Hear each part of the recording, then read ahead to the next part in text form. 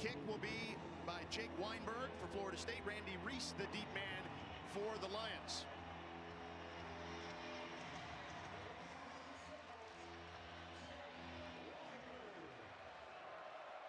And we're off here at Doak. Through the end zone, and the Lions will begin their first drive at their own 25-yard line. Eric Rodriguez is the starting quarterback for the Lions, the junior from Houston, Texas. He was the backup last week to Will Madonna, came in the middle of the second quarter, played half their games last year. They like his mobility, Rod. Yeah, they talked about how Eric Rodriguez, he earned the right to be the starter today, just simply off of his mobility and his confidence in the way that he threw the ball last week. And so today, he's going to have to put that on full display versus this very stingy Seminoles defense. E.J. Oakman, the back in the backfield, the sophomore from Pflugerville, Texas, at the right hip of Rodriguez. 1st and 10. They hand it off to Oakman on the right side. Gets stood up after a couple of yards there. Tackle made by Earl Little Jr., and you're going to hear that name a lot today. Yes, we will. Earl Little Jr. is a guy that you want to circle every time you play the Seminoles. He's very active in that back end. You don't quite know where he's going to align, but he will be close to that ball. 2nd and 7 after the 3-yard gain by Oakman.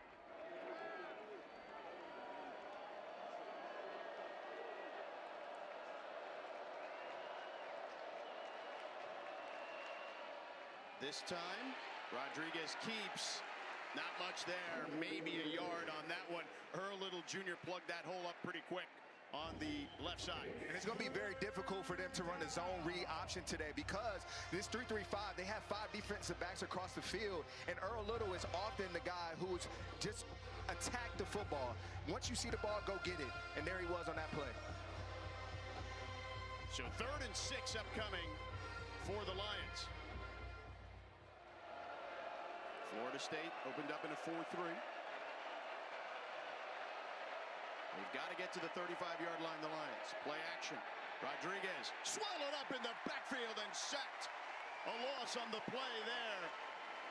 Darrell Jackson Jr., the man in the middle, part of the spine of the defense, took him down. Darrell Jackson, he is that spine of that defense. And what I love most about him on this play is he keeps going. He's fighting. He's moving his arms. And they're just relentless. And there he is making a sack on his first play of this drive. So the Seminoles hold there. Ben Meehan to punt, awaiting at his 11-yard line. Squirrel White, the punt returner this week. Him and Jalen Lucas flipped responsibilities there.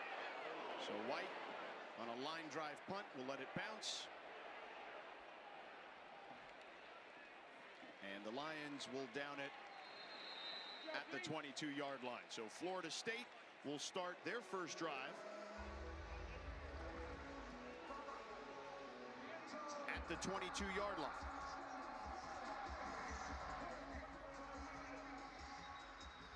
The Lions moved the ball well last week, but basically put themselves in a bind multiple times due to turnovers. Tommy Castellanos reunited with Gus Malzahn, who recruited him initially at UCF. When asked about reuniting with Malzahn, he said, look, man, I love it. He's not the head coach right now, he's the OC, but he can pour everything into me. And I know what he's thinking before Gus does. Here's Castellanos, they hand it off. Short gain by Gavin Sawchuk. Levon Williams with the tackle. And it was interesting talking to defensive coordinator Coach Tyler this week. He talked about how Levon Williams will be at the center of the football. Castellanos on 2nd down, hands it off again, right up the gut, and they pick up the first down. Gavin Sawchuk with a big hole up the middle, gets to the 35-yard line. An 11-yard gain for a first down. Good running and good just offensive line play again, living on the other side of the line of scrimmage. And a quick run there on the outside by Sawchuk. Gets near the sticks, about 2 yards shy. Levon Williams eventually brought him down. They're going fast here. Seminoles saw what I saw last week. The Lions struggle versus tempo. Castellanos gives it again Another run up the middle. Another first down for Florida State by Sawchuk as he gets to midfield. Kobe Sebastian King brought him down. First down.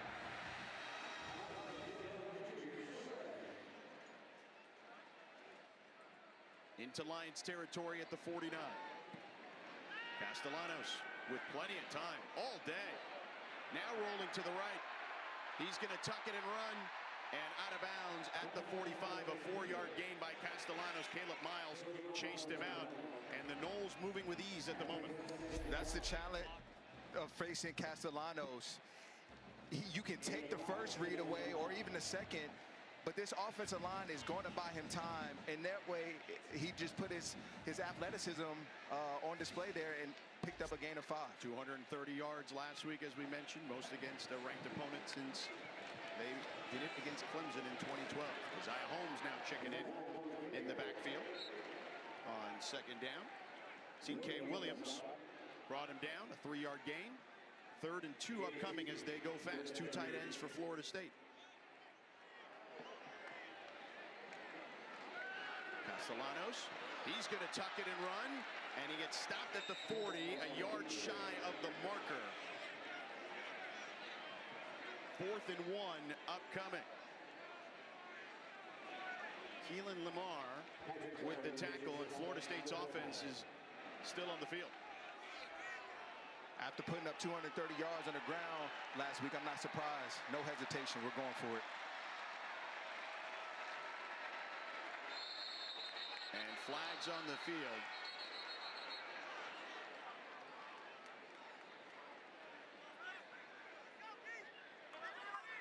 False start. Offense number 76. 5-yard penalty. Full start Florida State. Adrian Medley.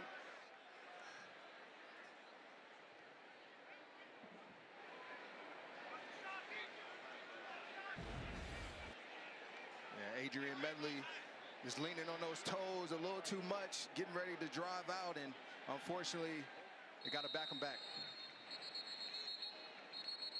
So Sawchuk gets back in there. It'll be 4th and 6, and the offense stays on the field. We have whistles. The runner was short of the line again is under further review. And we're having some trouble with the lead official's microphone, and they will review here as we'll step aside.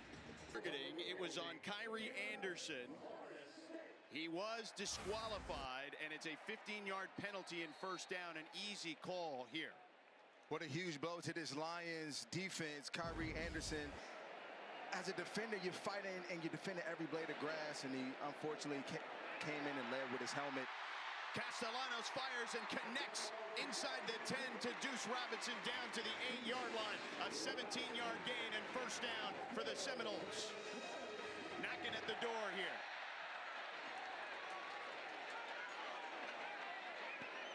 That's the first pass for Castellanos of the game after 7 rushes. They go back to the ground here. Usman Kroma, the freshman. And when we talked to the coaches this week, Ron, they talked about how this kid is built for sure. But let's take a look at Deuce, who's also a pretty big target. Yeah, you can throw it anywhere for Deuce Robinson, and he's going to come down with it. And Castellanos found him right over the middle. Robinson, the USC transfer.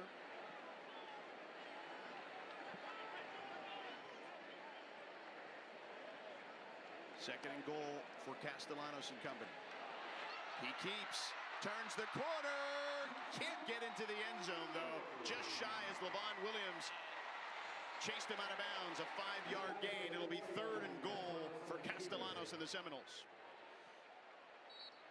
The Seminole offense with Castellanos puts you in a very challenging situation if you're a defender versus that zone read. Are you going to defend it with your defensive end? Are you going to take a linebacker? Are you going to put an extra safety down? And oftentimes versus D-line or linebacker, he's faster. Yeah. Kroma pushing his way in. They'll mark him just shy. Jaheim Lowe, who's in for Kyrie Anderson, who was disqualified, and Devontae Keys plugged up the hole there. 4th down for Florida State. You see Florida State starting to bring in extra offensive linemen, guys that are going to be able to get that push up front for this yard that they need. They want to walk away with 7. 13th play of the drive. Cat formation.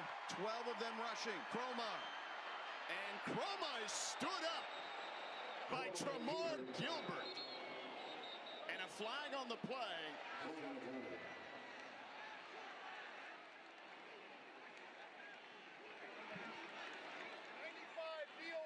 95 DOF.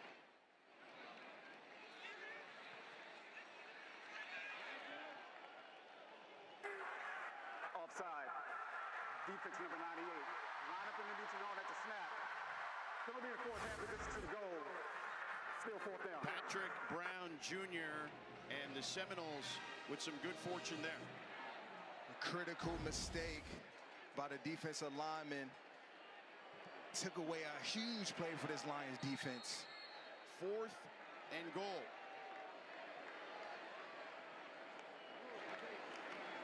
This time, Sawchuk lowers the shoulder, powers his way into the end zone.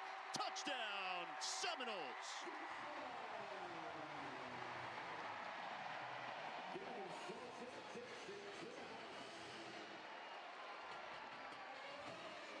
Plays, 78 yards, 4:38 off the clock, 12 rushes, 1 pass for Mike Norvell's squad. The Seminoles offense, when they need a yard or maybe even 2, they're going to rely on this interior front that they have, this offensive line. You saw it all game last week, and you're seeing it on this first drive, and that's the reason why they were able to punch it in right there on 4th and 1. Weinberg for the extra point. Up and good. Reese, the deep man for the Lions. The Lions had Florida State stopped, but a penalty gave Florida State one more chance to punch it in. And that one in the end zone, so the Lions will start at their own 25. Let's check in with Victoria. The East Texas A&M, they're using helmet comms for just the 2nd time in a game, George. And last week at SMU, they said it was a challenge due to the loud environment. And this week, they were hoping to sort through those issues as they prepared for yet another loud and challenging environment. And it's definitely something to keep an eye on for. Oh, there's no doubt, Victoria. Rod, if the helmet comms don't work and these FCS groups, again, they're using it for the first time, they've talked to us about keeping their signals intact for sure, their hand signals. Signals are imperative, especially when you talk about the helmet comms, and you have to always have that in your back pocket. KJ Schenkel, the new running back, alongside Eric Rodriguez. Rodriguez looks to the sideline, complete there at the 30 to Christian Jourdain. That's their top target. He picks up 5 on that one. Christian Jourdain out there gave what it seemed to be a double move, but it was a triple move, and he still ran that short hitch route outside and was able to create some separation there with the defensive back. So the ball just past the 30-yard line, so let's give it a 5.5, we'll call it. 2nd down. A run up the middle and hurdling a defender and picking up the first down is KJ Schenkel, the senior from Richmond, Texas, a transfer from Butler Community College, showing off his hops. That was created by the guard, Chandler Donaway, coming around, creating some room inside, and then Schenkel there, you know, he's athletic as we see. Coming back from injuries in the offseason, Schenkel, but no signs of that there. First down Lions, who moved the ball well last week against SMU, and as I mentioned earlier, really put themselves in a bind with turnovers. Rodriguez tucks it and runs, gets hit, but picks up a nice chunk of change there as he gets to the 46-yard line, a 5-yard gain, but whistles on the field. Ashlyn Parker with the tackle. So Eric Rodriguez is out. Heads to the sideline. Will Madonna checks in, who was the starter last week. When we asked the coaching staff of the Lions why Will Madonna was pulled, the senior from Lakewood, California, said not enough urgency, but we're seeing Madonna here early in the first quarter. Interesting call by the coordinator of the Lions to bring in Will Madonna. Let's see if they have a certain package planned for him today. And we have whistles on the field. Delay of game. Offense, 5-yard penalty. 2nd down. So the switch of the quarterback costs the Lions, and that communication again struggling for them. Yeah, penalties really brought, you know, the Lions trouble last week, and then you're seeing it right now. Miscommunication and not a sense of urgency from this offense. 2nd and 9.5, we'll call it, and Schenkel goes down by the turf monster on that one. Very surprised that the call by the offensive staff of the Lions to take out Eric Rodriguez when he had some momentum going with him at quarterback. Now you put yourself in 3rd and long situation that works in the favor of the defense. You got to find a way out of this. We're being told his helmet may have come off. I didn't see it personally. Rodriguez is back though on 3rd and 10. They got to get to the 49 of the Seminoles. They hand it off to Schenkel. And not much there as Schenkel gets taken down by DeAndre McCray. A 2-yard gain, and the Seminoles will hold. Good defense by the Seminoles, just doing their job. From the Lions, you kind of let them off the hook there by running the ball. I expected them to put the ball in Rodriguez's hands and let him dissect what he sees to help his team pick up a 1st down. Meehan to punt. Squirrel White awaiting the punt at his own 20. A line drive punt. White fields it inside his 20. And a fair catch. 38-yard punt, no return. Florida State up 7 and looking for more here at home. Stadium last week. 230 yards on the ground against Alabama, 46 thus far today, but a total team effort last week running the ball, Rod. It's not a one-man show, as you see on your screen. Everybody is contributing in this Seminoles rushing attack, and it puts the defense in the challenge when you're talking about preparation. So Tommy Castellanos and company, the ball on their own 18-yard line. Castellanos to the air, pressure in his face, launches one down the field, hits Deuce Robinson in stride. He's gonna go! Touchdown! 82 yards!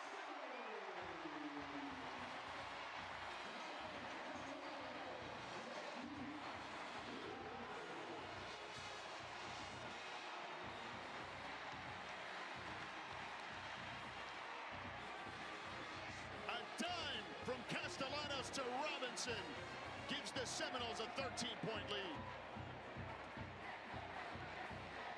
That's the effect of a good running team putting pressure on the defense.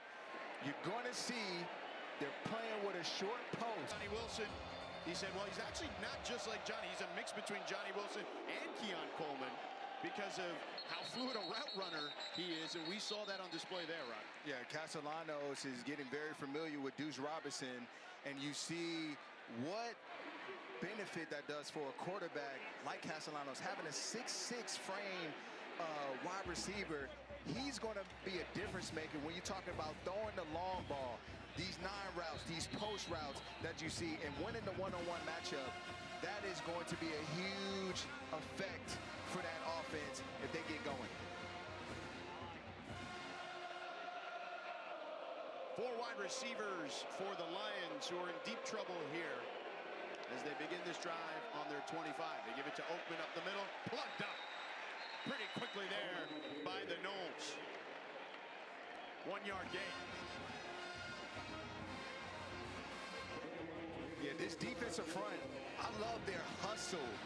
There are a lot of guys on this defensive front that have the right mentality when it comes to being a defensive lineman. They're just rugged.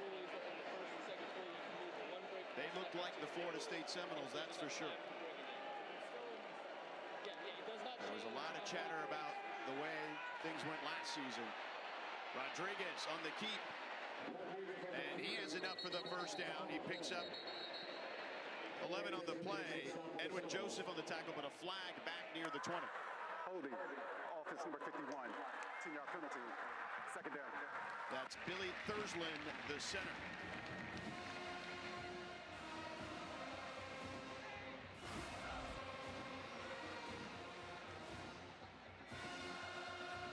Billy Thurston has his hands full. And that's the difficult part of being an offensive lineman. You don't necessarily know where your quarterback is, and there's Rodriguez escaping out the right side, and this defensive line is not going to give up. They're a high motor crew, so they're going to have to block for a long time today if they want to stop this Seminoles defensive front. 2nd and 19. Fumble, and Rodriguez pounces on it. Again, more issues for the Lions. This time the exchange between Thursland and Rodriguez after Thursland had the penalty. 3rd and 21 for the Lions. And you know the Noles are just going to pin their ear back here.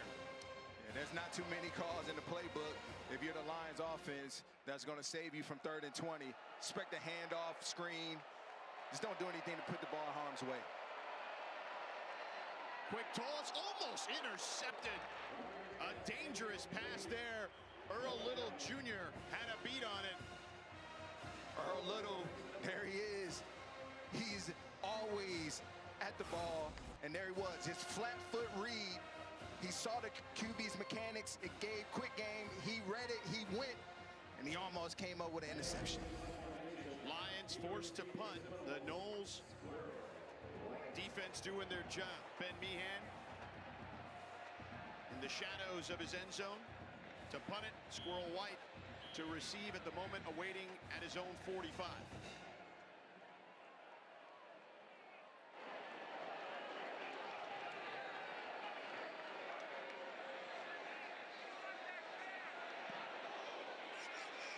And White retreating, will field it inside the 45, makes a man miss. Flag on the play, down the sideline. Lowers the shoulder and still going inside the 20, down near the 15. But I mentioned earlier, flag on the play near midfield, and another at the 35-yard line as well. 42-yard return, but we'll see what the laundry's about.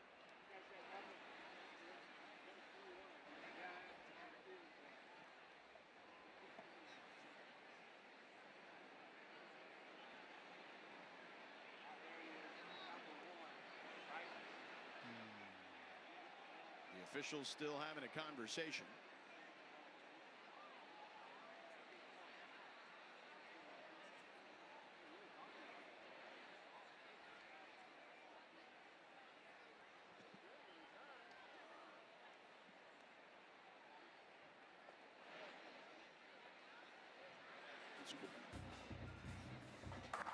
The fouls by both teams. During the return, illegal block in the back, receiving team. Personal foul, illegal hands to the face, kicking team. Those fouls offset. 4th down. So Shaheem Brown for the Seminoles. And then Jai Trainwick for the Lions.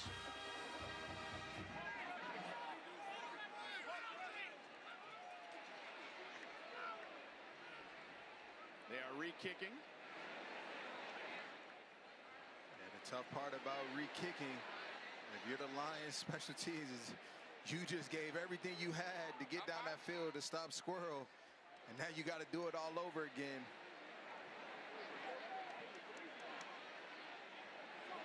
Florida State has gotten pretty close to the punter a number of times here.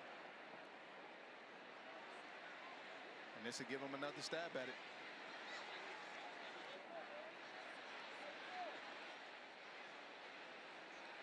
Yeah, special teams was not something that Coach Mike Norvell was pleased about last week.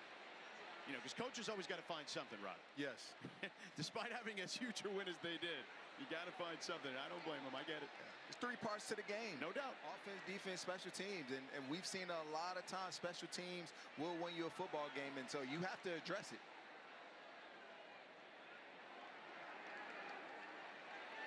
So the ball is now back on the field. That's what we were waiting for. Everybody was ready, except there was no ball. So Squirrel White again awaiting at the 45 after the offsetting penalties.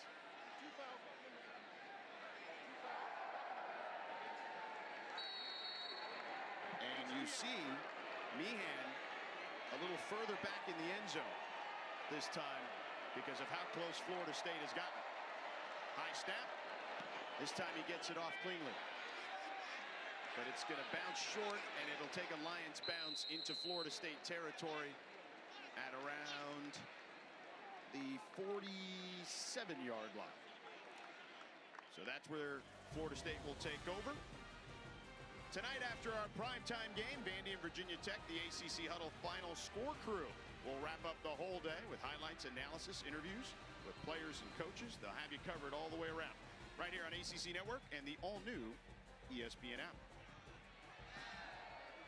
George Sedano, Rodney McLeod, Super Bowl champion with the Eagles, Virginia Cavalier. Victoria Arlen with you here in Tallahassee today. Two tight end set for the Noles. Gavin Sawchuk in the backfield with Castellanos. Castellanos, a quick toss to White. And White pushes forward near the 45-yard line of the Lions. Javon Gillespie brought him down. Second down, going quick here are the Seminoles. There you see the numbers last week. They hand it off. Back on the ground will be a yard shy of the first down. Gavin Sawchuk gets that carry.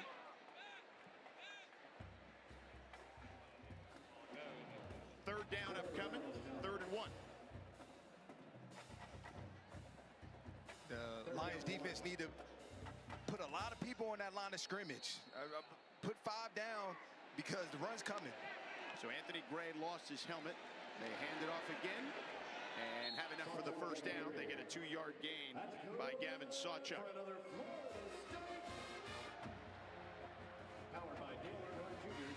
Florida State moving fast.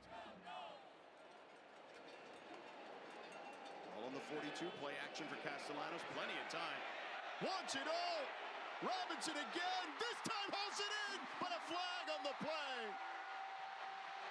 Gillespie in coverage. We'll see if the touchdown stands.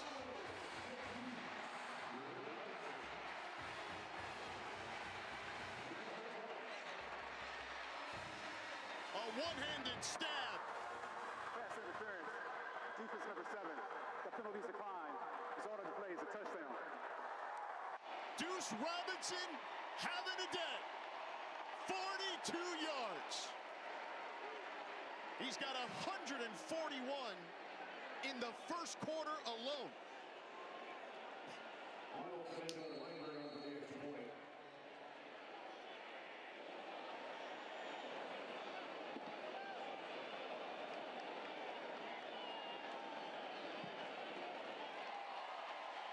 Extra point is up and good by Weinberg. And the Castellanos to Robinson connection is a real thing today. It's looking really good. Deuce Robinson putting on the clinic. Just go by him. And guess what? Throw it up, and the big man is going to come down with it. I mean, look at the catch. 141 yards to start this game. He's putting this ACC conference in the league on notice. And there he is in the camera. That's 2. That's 2. 2 touchdowns for the USC transfer. But George, that's what I was talking about earlier. I mean, they found something with Deuce Robinson. You want to play man-to-man coverage, and you think you're in good position as that defensive back, as Gillespie was there. But Deuce Robinson is just 6'6". That's hard to defend. I don't care who you are. Deuce's father, Dominic, fullback here at FSU. Played basketball at USC as well. Deuce did. That might be an SC top 10 today. There was some hand fighting, and Deuce came up with it. This one again sails through the end zone, and Florida State dominating here in the first quarter. The Lions will head out to the field and start their drive at their own 25-yard line. What have you seen from the Florida State defense, though, Rod, that has been as impressive as you've seen thus far? It starts up front. Florida State is built to win in the trenches. Their offensive line, their defensive line. Defensive line is going to put a lot of pressure and has put a lot of pressure on this Lions offense. Stopping the run and then affecting the pass when needed. And again, they hustle, they're high motor guys, and it's tough to defend. 1st and 10, play action. Rodriguez with time. Floats one. Easy interception by Earl Little Jr. And he's on the move. Looking to tack on some more. He's got a lane. Weaving through traffic and taken down at the 15-yard line. Florida State routing the Lions at the moment.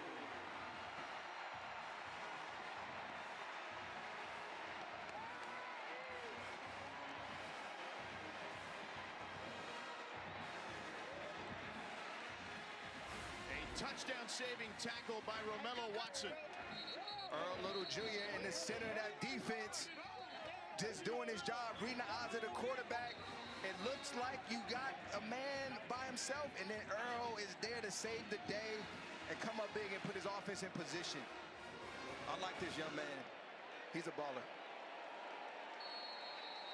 Pops was an 8-year NFL veteran, highly recruited, American heritage. High school in Plantation, Florida. Pat Surtain, the DB's coach, former NFL player himself. His coach here was his head coach in high school, too. Castellanos, end zone, incomplete. Too high for Amari Williams, the tight end, the sophomore from Palm Beach, Florida. Caleb Miles in coverage for the Lions. Good coverage by Caleb Miles. Finding the ball. A lot of defenders, when they're in that position, they try to just run, and then they find themselves, unfortunately, making illegal contact. 2nd and 10. He found it. Castellanos taken down. Slips there, but was trying to avoid a tackler. He gets sacked. Jamar Gilbert on the sack there. A loss on the play for Florida State. 3rd down and 15 for the Noles. See if the Lions can hold this Seminoles offense to a field goal. That'll be a win for this defense.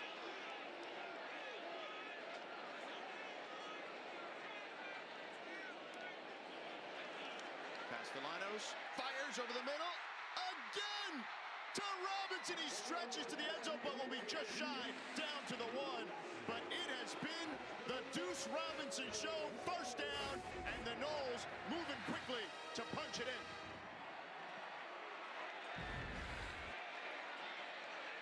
They hand it off up the middle. The Lions this time there, and the loss of 1 on the play for Keziah Holmes. Lions defense may need to start giving some love over there to whoever is covering Deuce Robinson, because he's just open all day right now. Deuce Robinson, 160 receiving yards, most in the 1st quarter by an FSU receiver since 2015. Impressive. 3 tight end set for the Noles. The pitch to Holmes.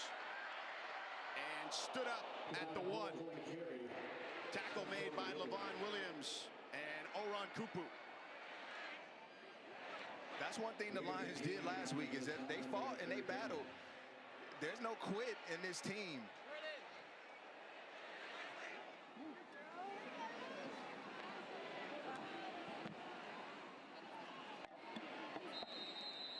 That'll do it for the 1st quarter. They'll switch sides. That is the end of the 1st quarter. End of the 1st quarter, Florida State 21. Sawchuk in the backfield with Castellanos. Sawchuk moves to the center position. Gets the Wildcat, fakes the toss, goes in the end zone, walks in for the touchdown. A trick play by the Noles, and they capitalize. 27-0 Florida State.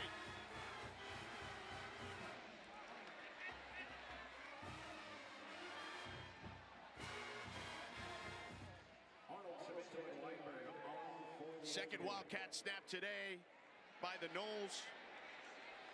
Extra point by Weinberg.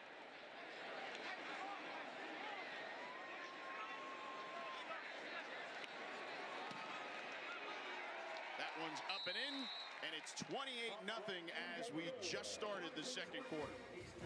It's a well-designed play by Gus Malzahn here, catching the defense by surprise, putting Sawchuk in a position, getting extra offensive players over there to seal that inside and that edge, and Sawchuk has found the 2 yards for an easy touchdown. Well, and the interesting part there, I thought, was not only faking the toss, but faking the jet sweep to Squirrel White as well. Just an incredible design by Gus Malzahn.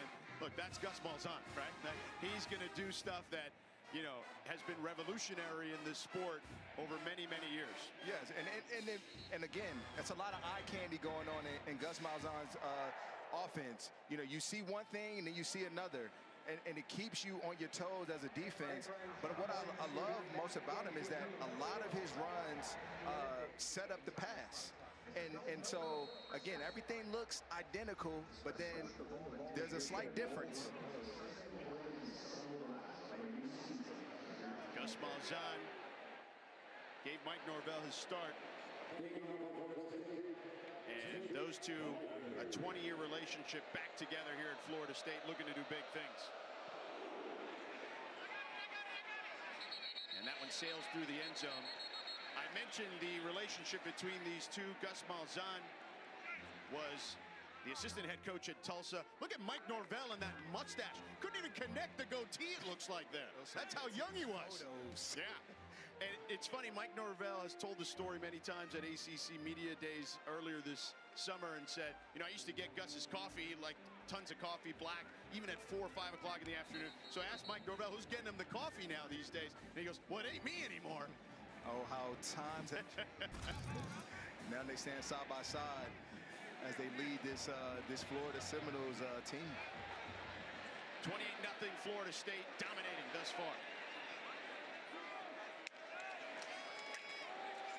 Schenkel on the right side, spinning out of trouble, picks up about 8 yards on that one. Ashlyn Barker brought him down. It'll be 2nd and 2 for the Lions.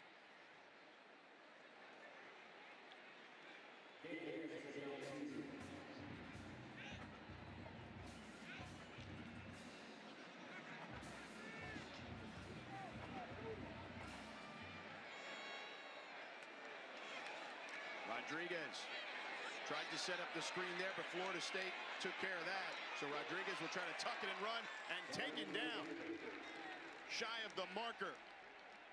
Florida State's defense read that thing the whole way, Rod. 3rd down coming out for the Lions. Things that can't happen if you're the Lions offense. There's a miscue. Quarterback trying to throw the screen play, but there's nobody to throw the screen to. And the result is defense comes up with a win. And they put themselves to get off the field on this 3rd and short situation. 3rd and about 2.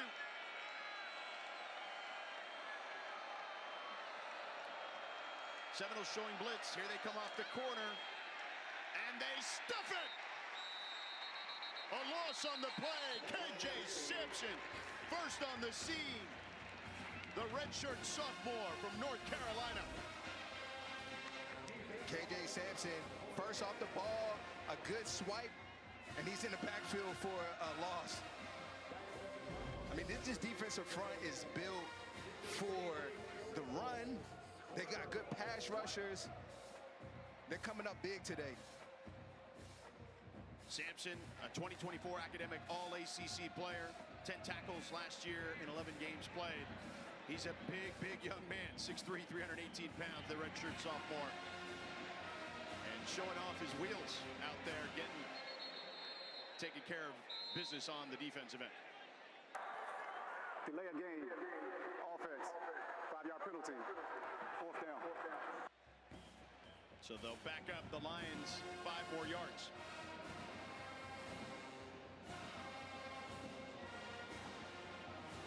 Ben Meehan, the true freshman from Pennsylvania.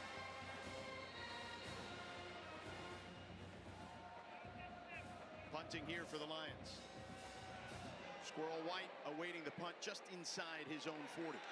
High snap. Meehan boots it. White will let it bounce. And it goes out of bounds at the 38-yard line.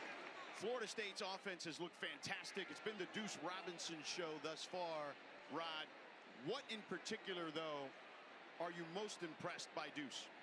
I'm most impressed by Deuce Robinson's ability to win, again, the one-on-one matchup.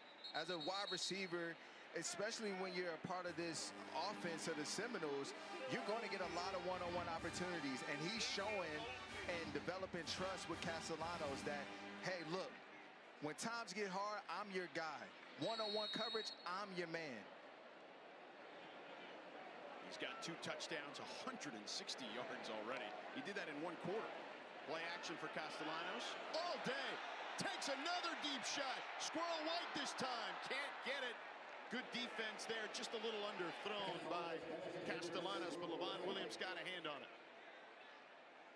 A little underthrown by Castellanos. He wants to lead Squirrel because he split both defenders and had a couple steps on him. He leads them.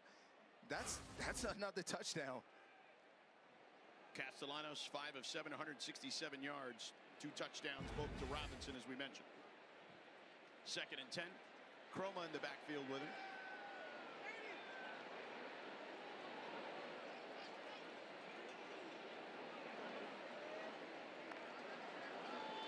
Castellanos, pressure coming backside, fires to the sideline, incomplete, just beyond the outstretched arms of Deuce Robinson. 3rd and 10 for the Seminoles. What do you want to see here from Gus Malzahn and company? Yeah, 3rd and 10 situation here for Gus Malzahn. You're in complete control of the passing attack. If they give you Deuce Robinson one-on-one, go for it. Sawchuk in the backfield now, and movement up front on the left side of the line. False start. Offense number 55. 5-yard penalty. 3rd down. That's Gunnar Hansen.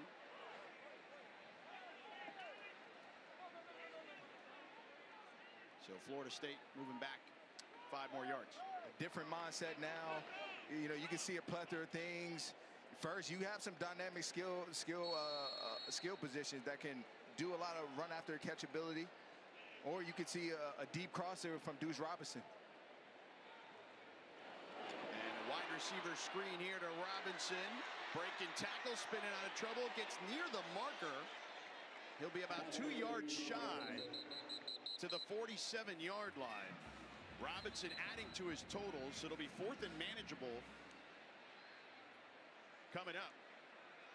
Just what I expected. Get the ball in your playmakers' hands and let them try to do the rest. Looks like he lost the ball, but Florida State recovered there. Luke Pettibone, right place, right time, the Wake Forest transfer. So they're going here on 4th down. Look for Castellanos to have a run-pass option. Get him on the perimeter. Either use your legs or find somebody quick in the flat.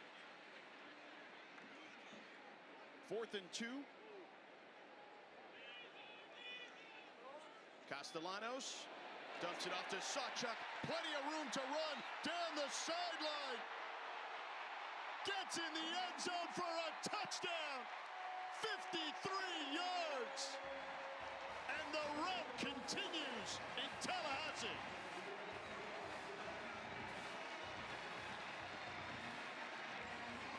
A key block there by the freshman Javen Boggs from Cocoa High School to free him up.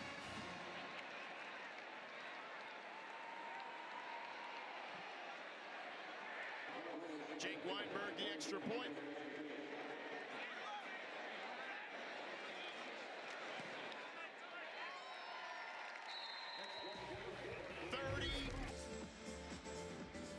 Welcome back to Joe Campbell Stadium, with the Florida Seminoles have a demanding 35-0 lead. And last week, it was a huge win against Alabama. But of course, then things quickly changed when tragedy struck this team as one of their own freshmen. His father said that the shooting happened when Ethan was driving his aunt home from a family gathering in Havana, which is 30 minutes outside of Tallahassee. He remains in stable condition, and doctors are continuing to monitor the swelling in Ethan's head, according to his father. Now, Florida State coach Mike Norvell said Wednesday that he has been able to briefly visit Ethan in the hospital. He has remained in contact with Richard's father, and there's an ongoing investigation into the shooting. We are all keeping Ethan and his family in our thoughts and prayers. Victoria certainly tragedy, as you mentioned, and Ethan's father, Earl, honored here at the stadium today. Coach Norvell stopped meetings short this week, Rod, to make sure that folks could go see him, including himself, multiple times this week. I think that just goes to show you what this young man means to this group. It's the right thing to do. When you talk about family, these are the times where that is evident. And shout out to the entire team for surrounding their brother and his family right now. And of course, we're all praying for a speedy recovery for Ethan Pritchard.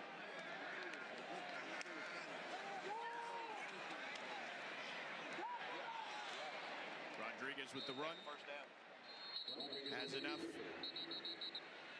perhaps, for the first down. We'll see. Just shy, it looks like. And helmet's off, so Will Madonna will have to check back in. That's the second time Rodriguez has lost his helmet.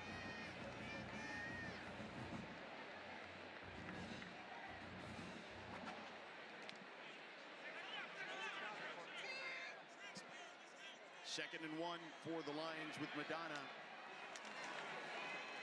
who hands it off here to McMillan. And McMillan tries to stretch it. Now McMillan is their big, powerful back.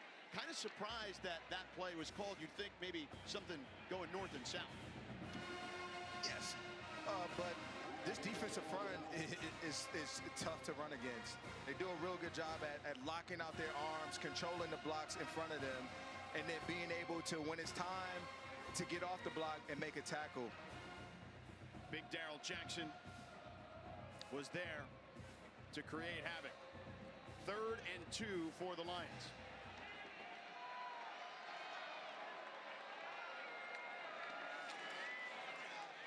McMillan spins out of trouble, picks up the first down, and gets down to the 39-yard line. You said big fella with McMillan, but he looked real nimble with that spin move. That was nice. McMillan, 5'10", 227, from Mobile, Alabama, a senior. Transfer from Butler Community College.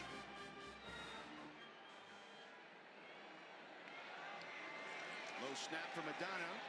Tosses it to Jourdain. Nice snag there by him. A short gain. About 5 yards. Jerry Wilson in coverage for the Noles.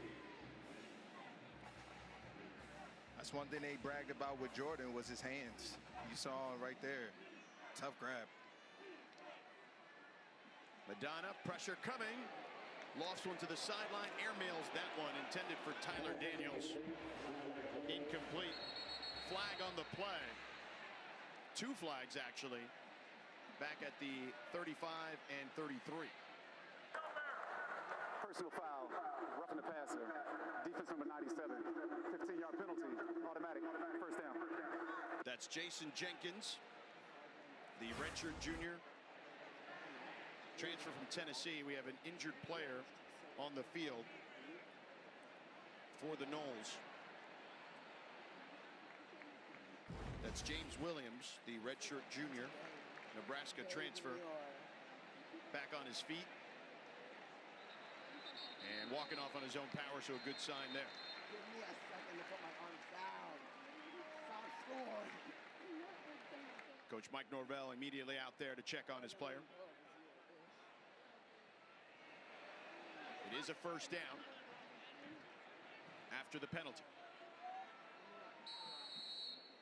For the Lions, they had 1 first down on their first 5 drives. This drive, they have 2. They are sticking with Will Madonna at quarterback.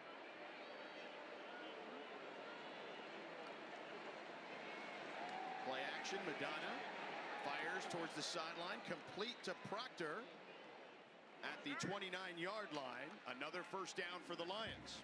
13-yard gain. Good time and throw by Will. As soon as he hits that back foot, he's letting it go on the outside to his receiver. And it's very imperative that he does that, especially versus defensive line.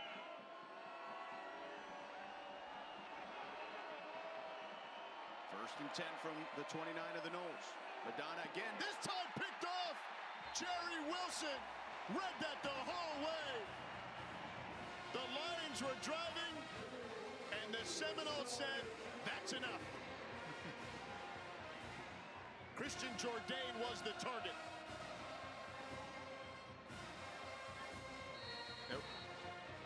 There was some The deuce is loose. Deuce Robinson, 5 catches, 173 yards, 2 touchdowns. The Lions defense came in thinking they were just going to stop the run. But right now, stop Deuce. Croma finds a hole on the right side, gets the first down as he gets to the 42-yard line. A pickup of 14. The true freshman Croma from Lieber, Georgia. Florida State continues to move here. A quick toss to the left side to Mekhi Danzy. Wrapped up quickly after a 4-yard gain. Danzy, he's a speedster. The record holder in the ACC, the 400-meter. Really nice run last week by Danzy. Putting his impact on the game. Had 2 good runs, one of them for the TD for sure. 2nd and 6. Another run here by Florida State. Croma again.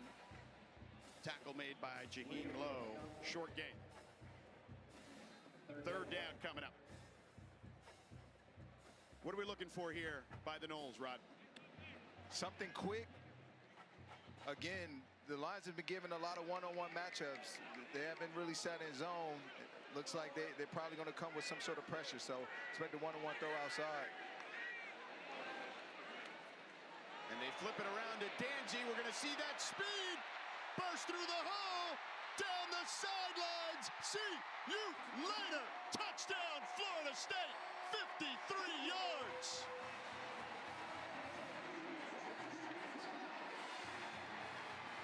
We tried to tell you he's got record-setting speed.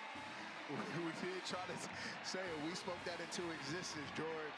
They heard us up here. They said it's time to get Danzy to football. And he's dangerous once he gets it in his hands.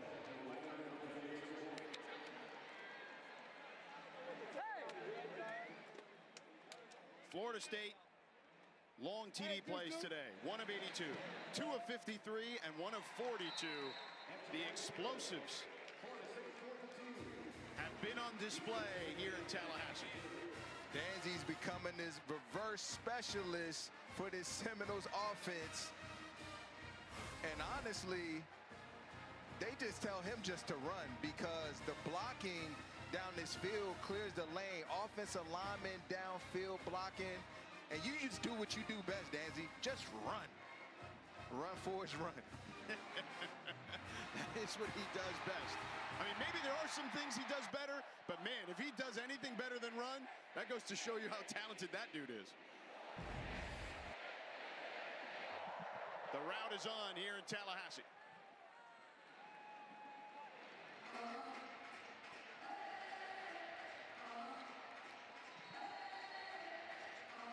Jake Weinberg set to kick it off. Randy Reese to return it. This Florida State team just has a different feel. I understand the competition's different, but let's not forget they just had a monster victory in week 1 here at home against an Alabama team that many had not only in the college football playoff, but potentially as a national champion down the road. And this Florida State team, you talk about a will and determination this offseason. Mike Norvell made plenty of changes, including to how he adjusted his training camp schedule to give guys more rest, knowing they'd have Alabama. When we talked to DC Tony White, who just got here, he said there was so much chatter and so much noise about the 2-10 season last year. After the disappointing season in 2023, at least the ending, it was a great season until the way it ended. And Tony White told us, look, we were talking about 2-10, and competitors want to rise up.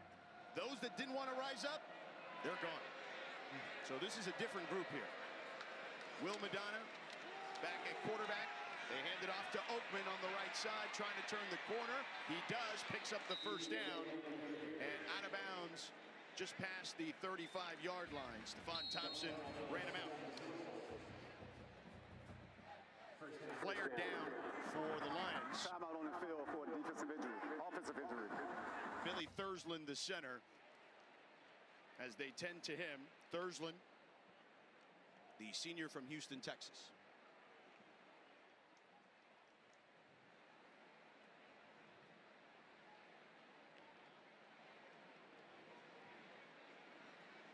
And Thursland back on his feet. Women's sports takes over the afternoon every Sunday right here on ACC Network and the all-new ESPN app this week. We start at noon Eastern with the top field hockey matchup on the schedule. Number 1 ranked Northwestern squares off against number 8 Boston College. Then at 1:30 Eastern, 3rd ranked Duke hosts Alabama in soccer. Should be a great afternoon. The ACC dominant certainly in those sports. Trent Savage now at center, and we've already seen some exchange issues thus far with the Lions. So now with a new center, the sophomore from Kingwood, Texas. We'll see what happens here with the Lions. Madonna sets up the screen, incomplete, intended for Randy Reese. Blake Nicholson right there. Lions offense trying to incorporate some screen plays in there, because this isn't an attack style of defense. The defensive linemen are getting up the field, and so you want to just try to split the field, give them something, misdirection, look one way, go the other, to combat, you know, that attack style defense. There they came up short. 2nd and 10. A little past the midway point here in the second quarter. Oakman, nowhere to go. A loss on the play. Nicholson there again. Tony White decided to send some pressure.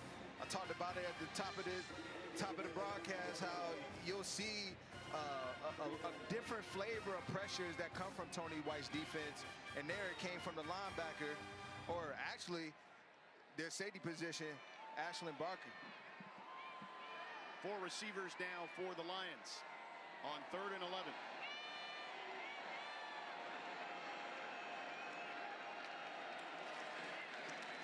Madonna wide of the mark, intended for Proctor. 4th down, the Knowles hold. Donnie Hebert, the former walk-on who just got his scholarship this season, in coverage. Donnie Hebert, great story, but right there he took a page out of Earl Little's book. He was there, he understood the down and distance, had his feet set ready to break on the quarterback when he threw it, and there he is, making a nice clean pass breakup.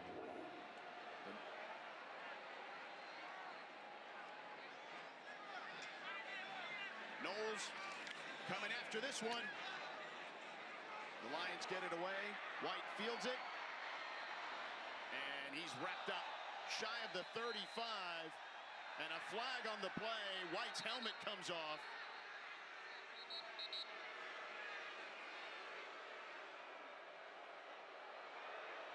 Couple of flags back near the 27 and the 22. You see Squirrel White reaching for his left hand.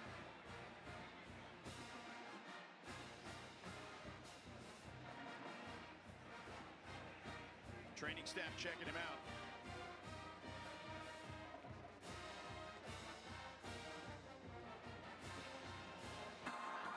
Illegal numbering, receiving team, 2 players wearing number 4. That penalties decline. 1st down, Florida State. So the 2 players wearing number 4 were Squirrel White and Charles Lester for Florida State. That obviously against the rules. George, that's actually happened to me in college before. Really? When you were at Virginia? I was at Virginia. I was the guy that unfortunately had to get the jersey stripped away from me mid-game, and they kept the senior jersey on. Shout out to Kerry Cope.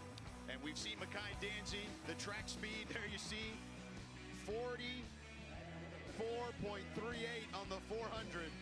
Blew the competition away. Wow. And he did that earlier today, too, on that score, on that reverse. Kevin Sperry in now at quarterback for the Noles, the freshman. He hands it off to Lucas. Jalen Lucas gets his first carry of the game to the 39-yard line. So Squirrel White in the tent at the moment, a 4-yard gain. Sperry, the freshman from Denton, Texas. His father, Kevin, was a linebacker at Washington State. Mike Norvell told us a very skilled passer, good with his legs, so you'll see some mobility out there as well. He's the first quarterback off the bench. 2nd and 6 for the Noles.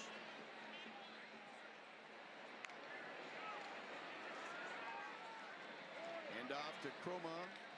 No, check that, Jalen Lucas, pardon me. And he gets to the 42. Jaheim Lowe with the tackle, a 3-yard gain. So 3rd down and short coming up. Here, Jalen Lucas named for the first time today, these past couple plays. He showed up big last week for this team. And that's the scary part about this offense. You never know whose day is going to be. Seminoles have 42 points at the moment, 2nd most in the first half since 2015. They had 56 back in 2017 against Delaware State. Hand off again this time. Gets near the marker. Yep, picks up the first down. It's Jalen Lucas, the redshirt junior, Indiana transfer. Florida State's offense. Again, we started the broadcast this way. What a difference a year makes, Rod. Absolutely. They came in with the right mindset, and under Gus Malzahn, everything's going the way that they wish. Croma in the backfield. Gets it this time. Following a block. Breaks some tackles. Bolting to the outside and picks up the first down. Jalen Lucas actually on the run there again. Jalen Lucas is hard to see back there. He's 5'9", and he does a real good job at staying right behind his offensive line and bursting when he needs to pick up another first down for the Seminoles offense.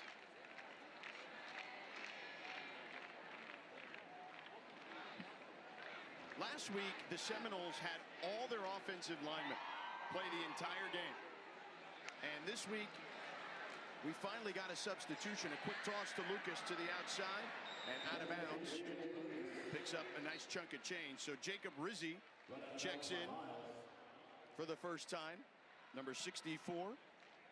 And I would imagine at 42-0, when we talked to Gus Malzahn, I said, you know, what's the plan with them this week? He's like, well, we're going to keep those starters in as long as we have to. I would imagine at 42-0, you felt it was okay to bring someone else in. Give him a breather for a second. Cam Davis is the back. Sperry fakes the handoff.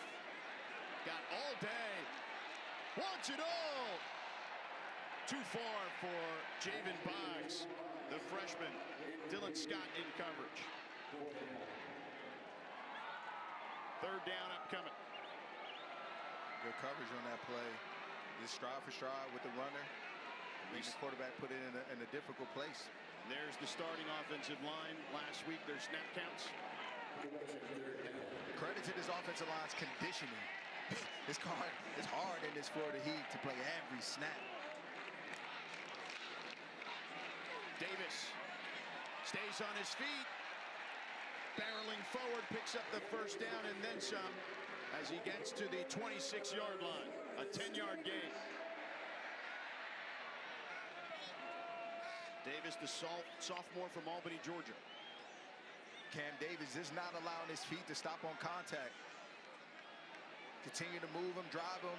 There he was able to pick up a few additional yards.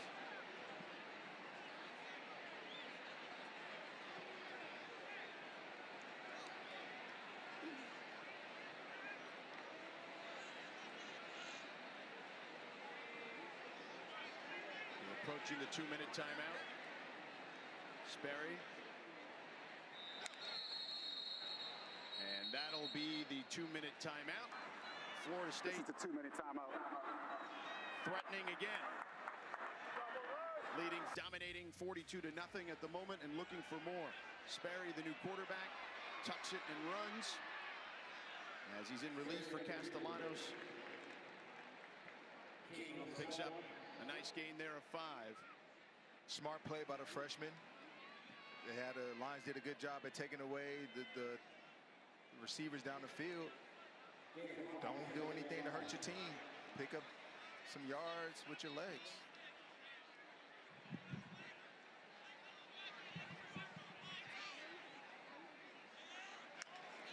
Second and 5 for Sperry. Again, will run it.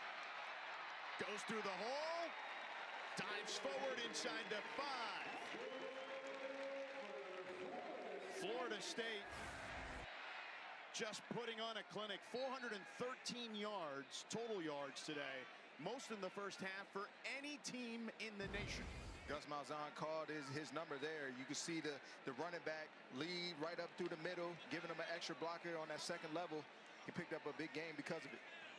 Florida State with more yards in this first half than any team in the nation this year. My goodness. Sperry under center. Fakes the reverse, throws it to the end zone. Wide open, Boggs for a touchdown. An easy pitch and catch. 3-yard score.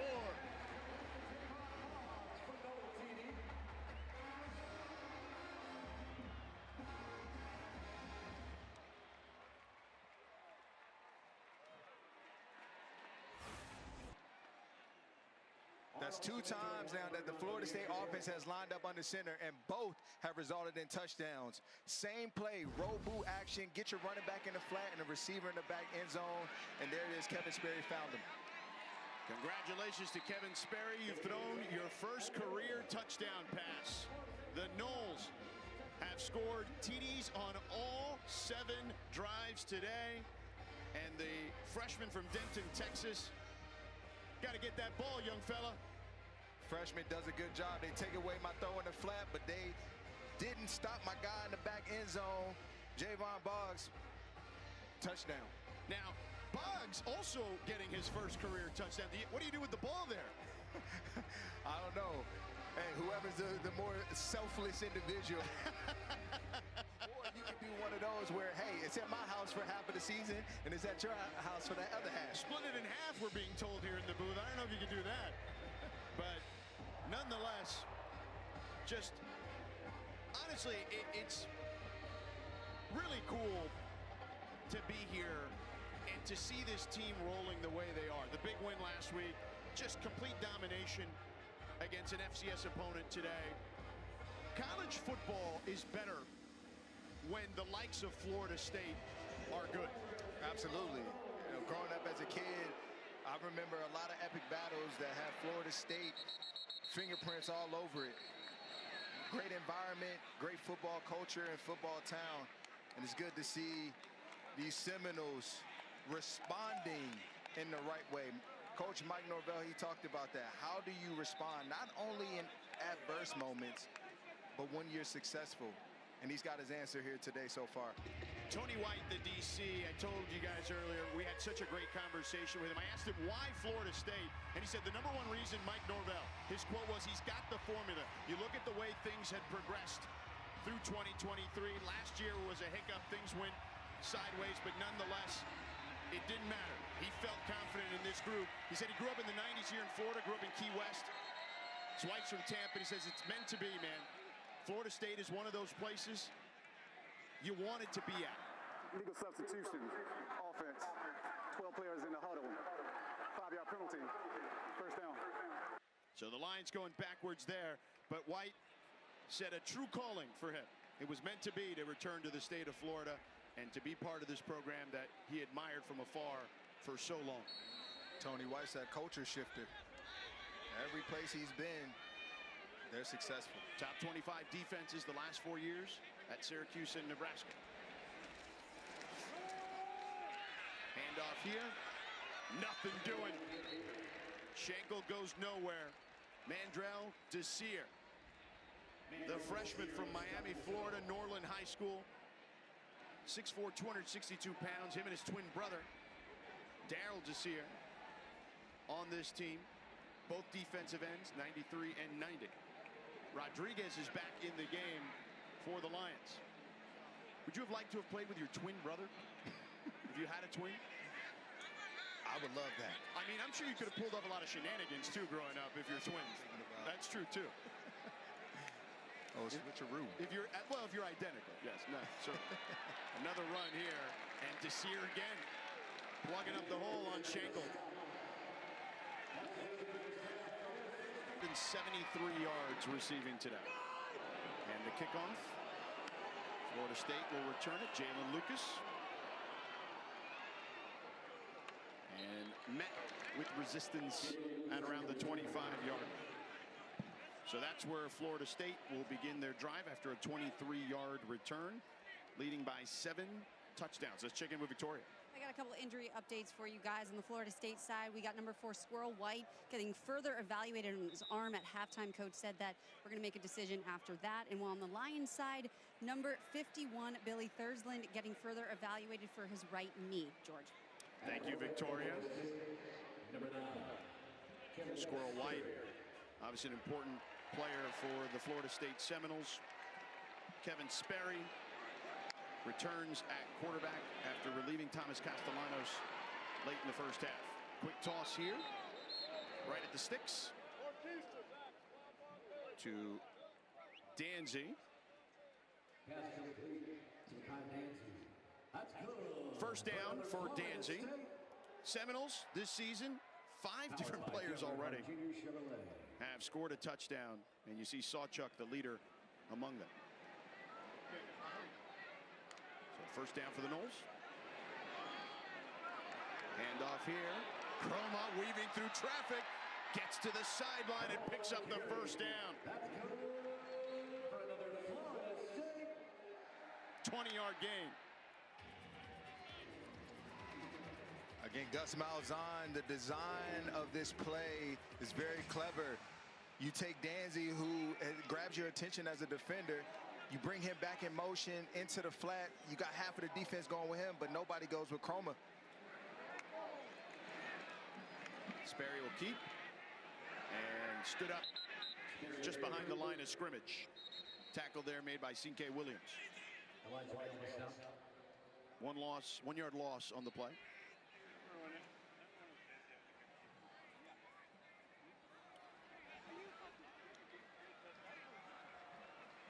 Anthony Gray loses his helmet for the Lions, so he's out of the game. Brock Glenn now in at quarterback for the Noles. And he keeps breaking tackles, saying, hey man, I can run too. Picks up about 8 on that one. It doesn't matter who's at quarterback. When you have the offensive line like the Seminoles do, they're going to make sure that they get good blocks and they drive their men forward. And Glenn's able to capitalize because of it. Glenn last year threw for just under 600 yards and 4 touchdowns. All new offensive line for the Seminoles. Davis stood up just past the line of scrimmage. Good enough, though, for the first down.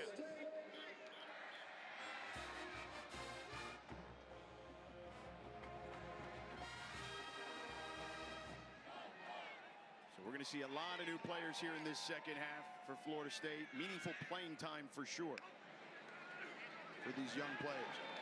Glenn under pressure, dumps it off to Williams, the tight end. He's still on his feet, breaking tackles, dives to the end zone for a touchdown.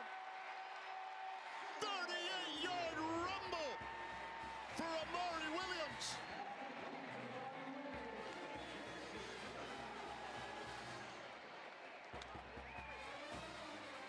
$55-0, Florida State.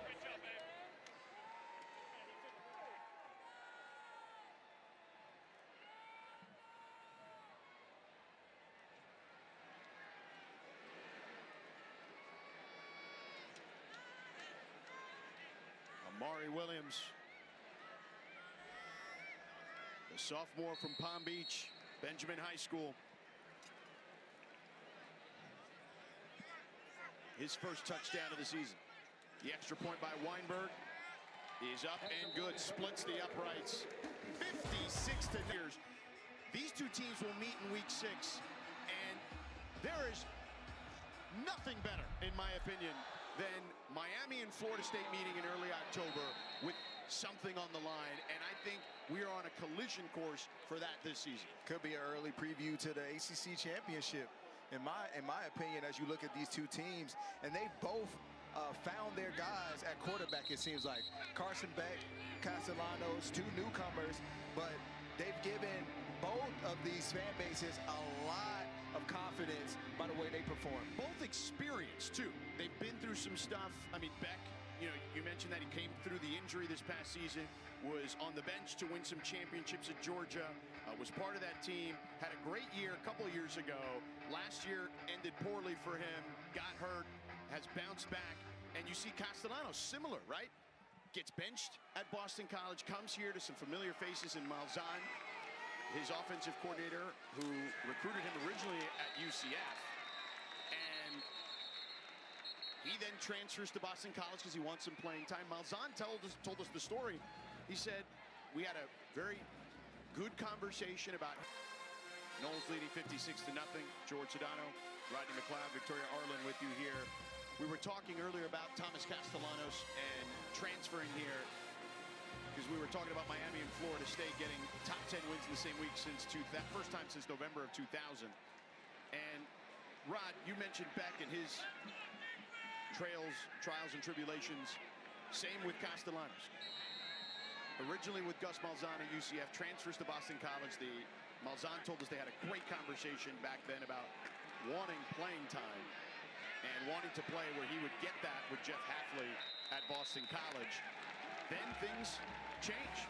Hafley's out, Bill O'Brien is in, and it just didn't seem to work between the two. Castellanos gets benched. He then goes in the portal and ends up here at Florida State. And those kind of situations, whether it's Beck and certainly Castellanos, as we've talked about, that changes you. That makes you more mature. It makes you grow up faster. Absolutely. When you're faced with adversity, it shows the testament of character. And these two young men have responded in the right way. They've embraced the change, embraced growth, and they're getting rewarded because of it in these first weeks of the season. 3rd and 8 here, and Rodriguez back in there. He is shy of the marker, so Florida State holds. 4-yard gain. 6 punt for the Lions. Jalen Lucas back there to receive the punt.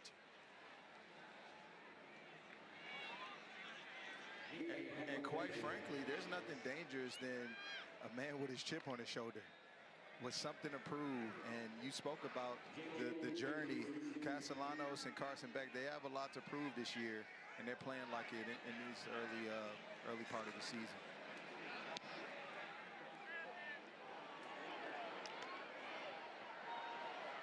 Lucas towards the sideline, tiptoeing and hit out of bounds, but in Lions territory. Good field position for Florida State upcoming. Castellanos, his numbers today: 8 of 11, 237 yards, 3 touchdowns. But those are the numbers he had against Florida State in 2023 and 2024. I asked Mike Norvell, how much did that play a factor in you wanting him here? He said, of course, everything plays a factor, but we had a previous relationship with him. We had recruited him out of high school. Obviously, I mentioned already Gus Malzahn recruited him to UCF. And he said you could see the passion to want to come here to Florida State and be a difference maker. And he's pouring into his teammates.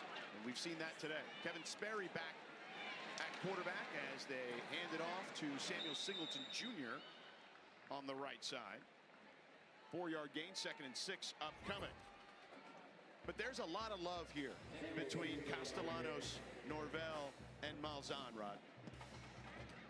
There is plenty, and it all started from, again, just history with one another, understanding each other's backgrounds, and that really attracted Castellanos and as well as Coach Norvell and Gus to bring them in. Short run there by Singleton. Miles with the tackle to be 3rd and 5 upcoming. And because they've recruited him and they have history with him, they know what he's capable of. And this is not a knock on Boston College or whatnot. They made a business decision, and Castellanos made his. And for now, it's worked out certainly well for Castellanos. We'll see on Boston College. Sperry floats one, caught, Chroma, touchdown!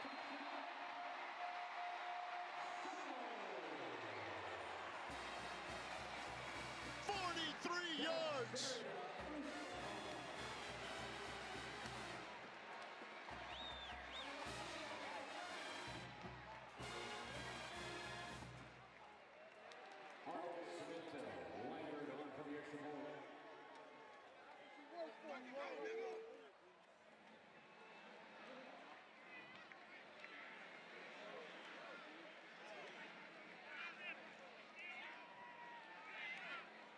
Six of the 9 touchdowns today for Florida State have been over 38 yards. Weinberg, the extra point up and good.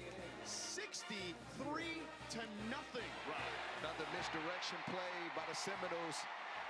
It really tests your eye discipline as a defender. And they just lost Chroma in the flat. He did a wheel route.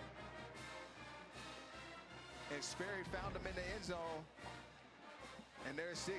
Gus Malzahn, his playbook is dense. He's really given us a lot. And honestly, he's given these defenses that are coming up that are going to play the Seminoles this upcoming year a lot to look at.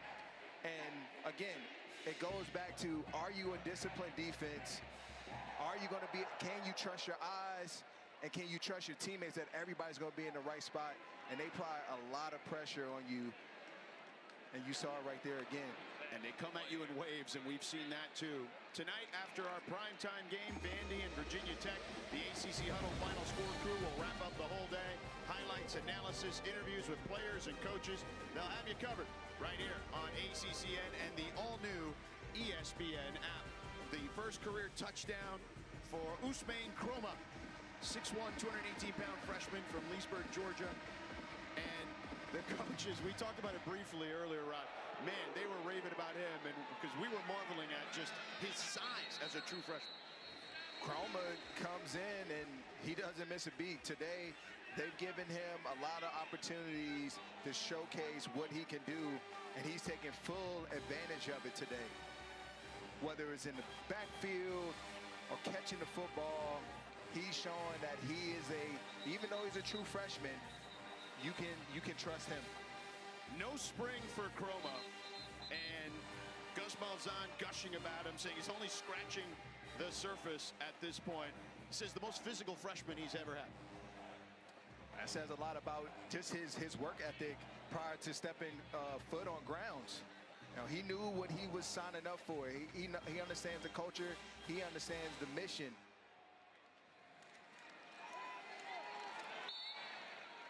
Tailback is tripped up there. Jordan Hamilton, no gain.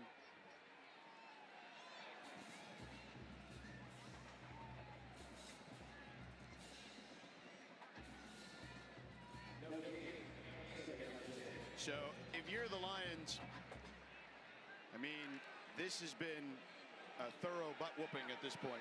So I think you're just trying to get anything positive if you're them. Rodriguez dumps it down.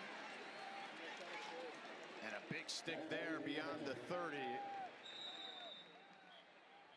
As Hamilton about 4 yards shy of the first down. KJ Kirkland with the stick. Third down. Helmet came off there for Hamilton. KJ Schenkel in now at tailback on 3rd and 4.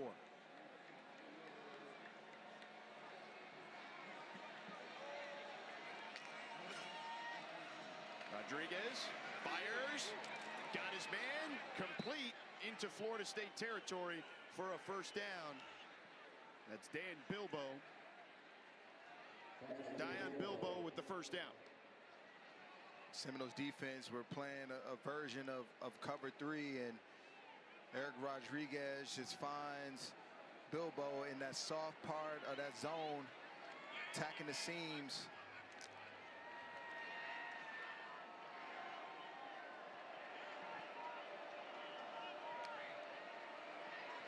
Rodriguez in trouble, and he's taken down. Sack made by A.J. Cottrell, another former walk-on.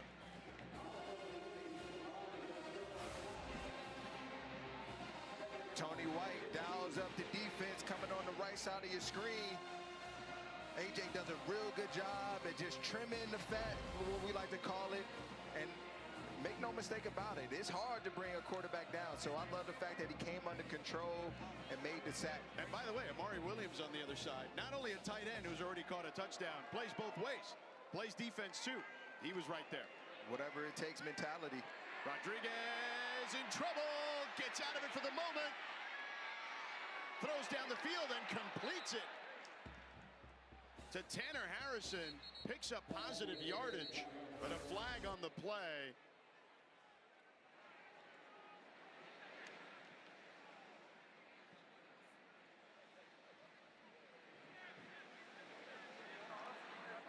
Personal foul, illegal blindside block, offense number 71, 15-yard penalty, second down. That's Trent Savage, and you saw that the whole way, Rod. You were pointing as soon as it happened. Yes, saw it from up here in the booth. And, you know, as you following Rodriguez, you saw the block committed, and there you just have to let up. You know, just do a little simple drive-by just to get in his way, but once you actually make physical contact, they remove that part. That part of the game is no longer welcome. So now it'll be 2nd and 30. As the Lions have to get to the 38-yard line of the Seminoles. The ball is currently spotted at their own 32. On the jet sweep. And taken down near the 40-yard line is Schenker. Cottrell there again for the tackle, a 12-yard gain.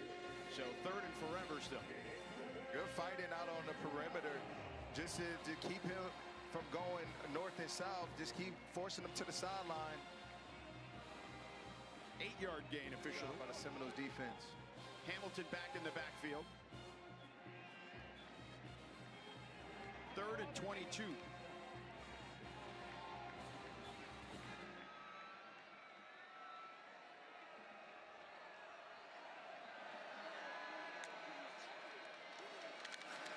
Rodriguez backpedaling, still on his feet, gonna tuck it and run, makes a man miss, dives forward, gets into FSU territory, but well shy of the first down.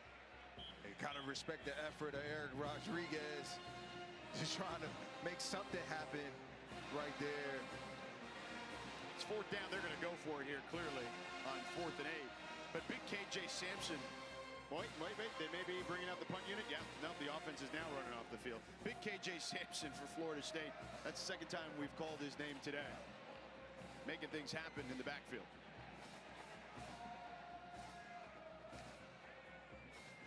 I love the fact that the Seminoles defense, no matter who's in the game, it's a standard that we live by. And to hold a team, any team, to 0 points is difficult to do. And it should be praised. The Lions trying to save it.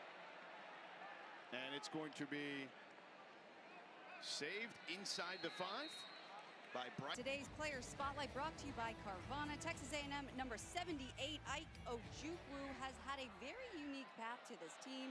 He enrolled to school as an ordinary student, but at 6'5", he's far from ordinary. Coaches discovered him in the cafeteria, asked if he had some experience playing football. He did not. He joined on as a walk-on, learned the game, and is now one of the key players on the offensive line, George. Yeah, Victoria, Coach Dalzell told us that he had never played in high school, played a little bit of junior high, Rod, but they saw his size, and he's put on even more size since he's been in the football program. Certainly a story, and he said, look, it was our first year here as a group, and we were battered injury-wise, so we found him in the cafeteria, as Victoria said, and he's been a real surprise for them. That's an easy find at 6'8". Glenn over the middle, fires and connects on time to Elijah Moore for the first down.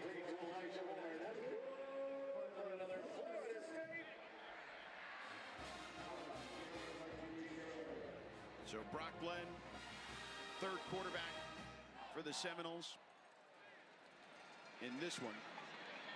Brock Glenmore, your traditional style quarterback in the pocket, has some athleticism, but he does a lot of his damage from the upright position.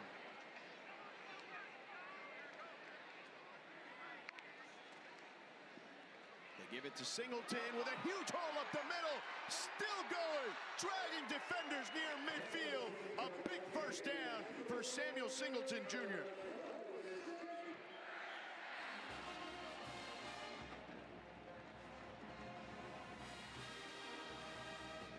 Good running and blocking inside by the Seminoles again. It's an inside zone. Everybody's getting a piece today. That's for sure, if you're the Florida State Seminoles. Everybody wants a shot out there, and they are making the most of it on this afternoon.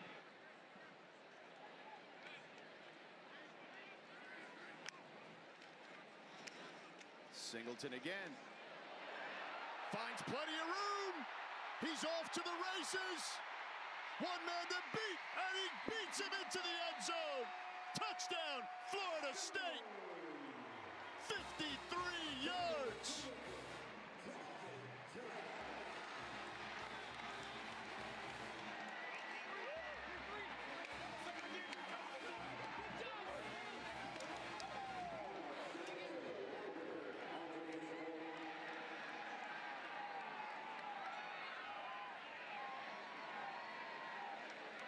The Noles, utter domination today.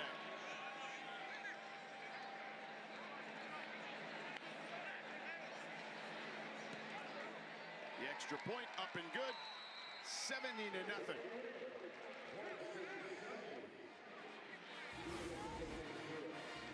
This play started because of the offensive line, but then after that, Sam Singleton does the rest with his footwork, jump cut to the left, and he has the speed to take it into the end zone. This Gus Malzahn offense has had a lot of explosives today, and they're hard to stop. Singleton, 53 yards to the house. Florida State, more touchdowns. They have scored a TD on every drive today. Playing very clean football, not hurting themselves, putting themselves in bad positions. And by the way, we are on record alert here for Florida State, as their scoring record in the game is 80 back in 2013 against Idaho.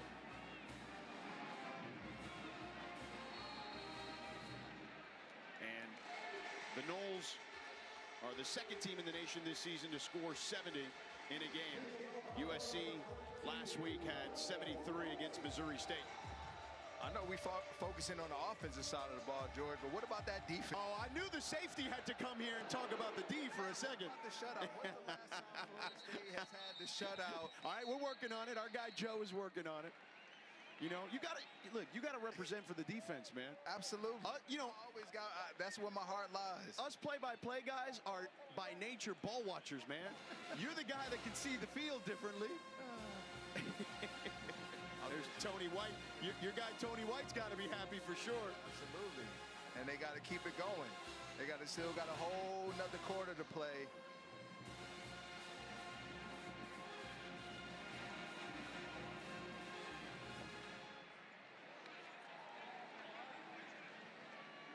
So Eric Rodriguez back at the helm for the Lions. They give it to Hamilton. Not much there. We were talking earlier when we were talking about ACC news and notes. We're mentioning Miami, Florida State, their top 10 wins last week, first time in nearly 25 years. But Coming up on ACC Network, we've got Clemson and Troy, Virginia Tech, Vandy. Start with Clemson. Tough loss at home against LSU. Cade Klubnik was a guy that you wanted to see what this season looked like. What did you make of that first contest against LSU? Cade Klubnik last week, the early watch of the Heisman list. You had Nussmeier on the opposite side of him, and Cade to me just seemed a little off. There was a great defense that was played throughout that game, and when you get into those level of games where there's a lot of exchanges going back and good defensive play, you want to see smart football by your quarterback. And the difference in that game was Gus Nussmeier having 230, 1 touchdown, 0 interception, versus Cade Klubnik having 230, 0 touchdowns, 1 interception.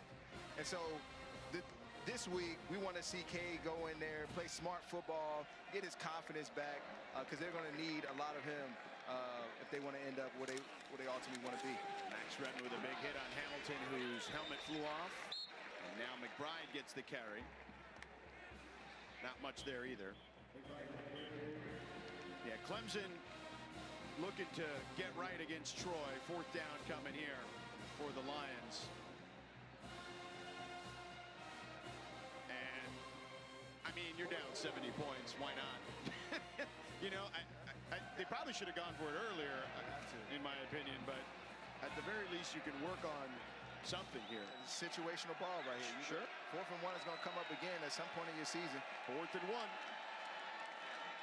Rodriguez keeps and swallowed up in the backfield. Florida State turnover on downs. Ashton Bracewell first on the scene. The speed of this Florida State defense is everywhere. It's on every level. And you saw it right there, because for a second I thought he had it, but there was a swarm of 3 defenders, and Bracewell was there to finish. So a turnover on downs. The offense will come out.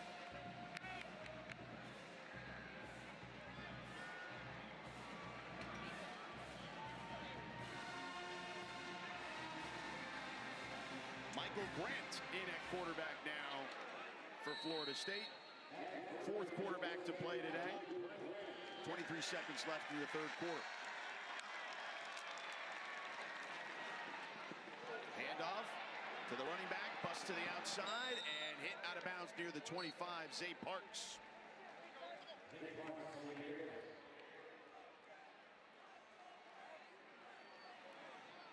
And that'll do it, it looks like,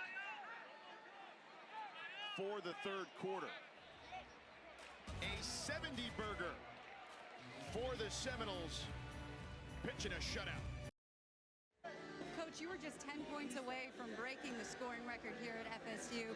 What kind of statement does a performance like this make for your team? Well, I'm proud of our guys, the way that we've responded. We talked about it all week, that we wanted to put on display a team that's continuing to get better. And we had a great first week win, but I think they came back and had a great mentality, great attitude.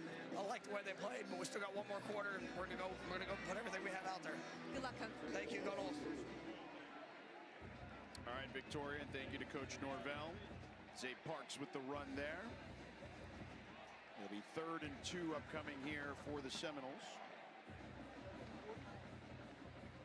At quarterback, Michael Grant. All right, so now you know it's 4th quarter. And you finish with this, please.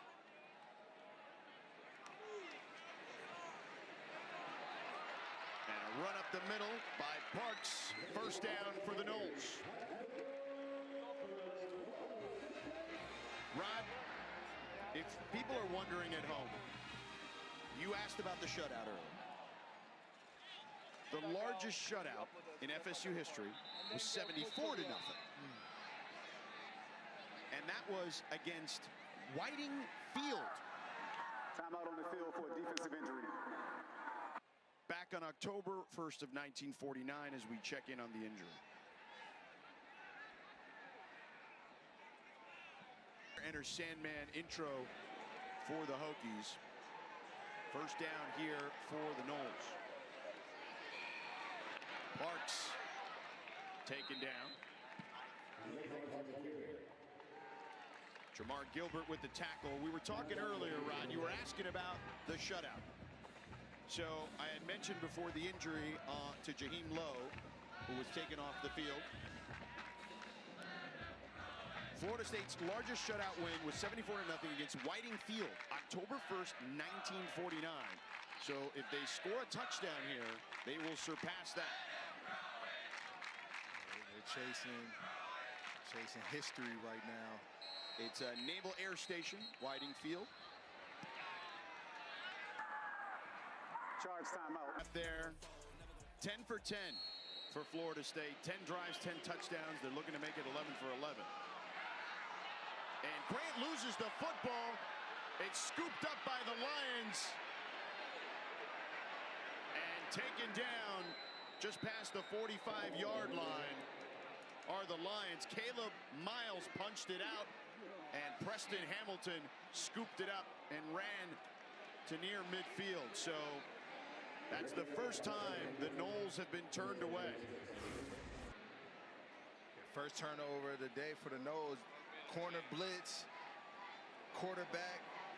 Michael Grant didn't see it coming, and Caleb Miles capitalizes. Good punch out, too. You know, when you get to the quarterback, it's not good enough just to make the tackle, but how do you make a difference?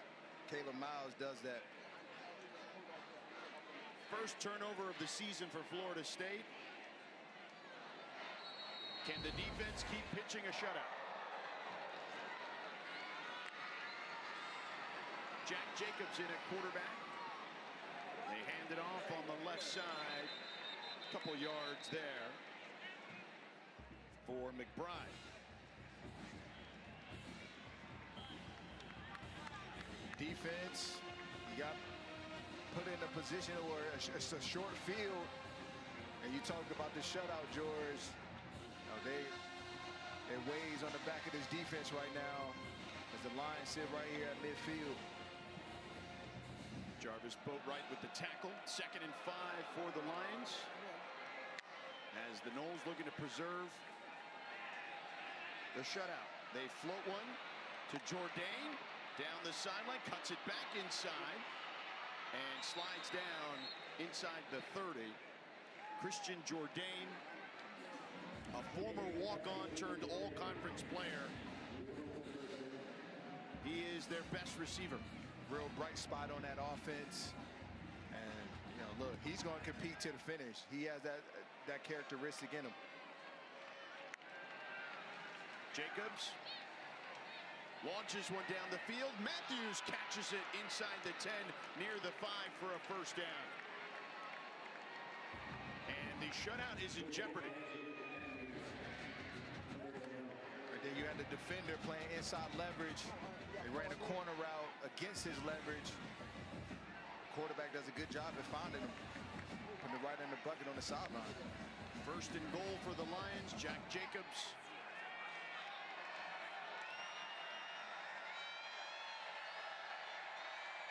Quarterback. They hand it off, and Florida State turns away McBride. 2nd and goal. Tylen Coleman stuffed McBride. Let's see if this Seminoles defense can hold up. 4 yards to go. This would be huge. So the fans, those remaining, trying to cheer on their defense. 6 offensive linemen for the Lions. Florida State trying to preserve their shutout.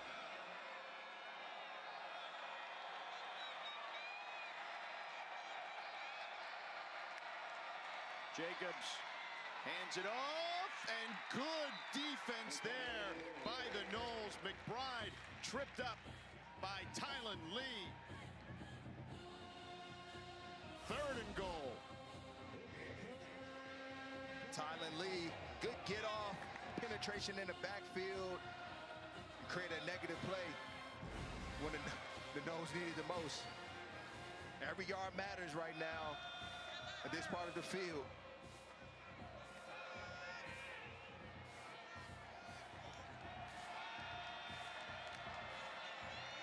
Jack Jacobs breaks the huddle. McBride to his left. Florida State inching closer. Here they come. And it's batted away. Ball is on the ground. They're going to rule it incomplete. Gav Holman batted it away.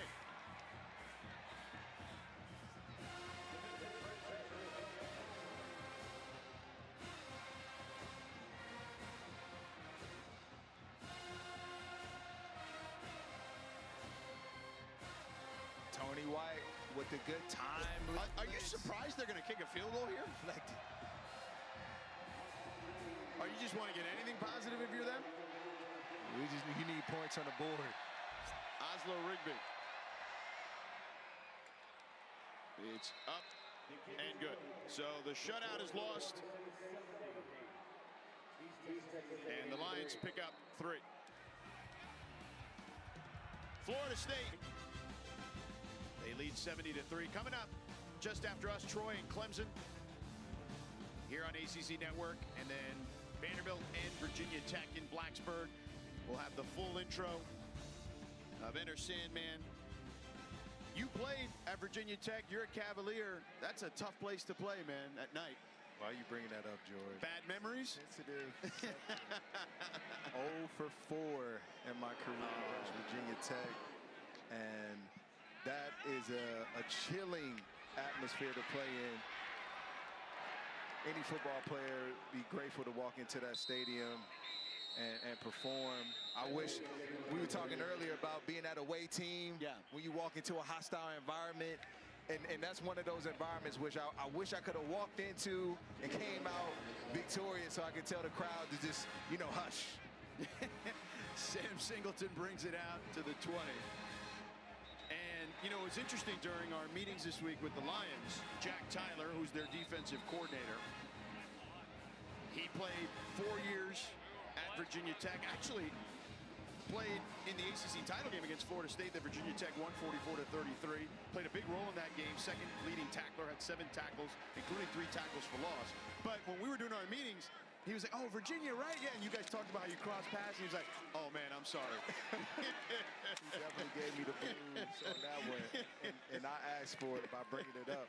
I was curious to see if he was there the same time as me. And yeah, you guys crossed paths. He was 09 to 12, and then you were there. Both on the defensive side of the ball, so much respect there to Coach Tyler. Yeah, there's Coach Tyler there. Great player at Virginia Tech, as we mentioned. 4-year player. Played as a freshman through his senior year, an all-ACC type player. Michael Grant back in at quarterback now for the Noles. Zay Parks in at tailback. And Parks bursts through the hole towards the sideline. Will pick up the first down near the 40. 14-yard gain. Good hesitation move by Parks. Very crafty there. This is slight hesitation. Get his blockers out in front of him. And then he was able to get to the outside.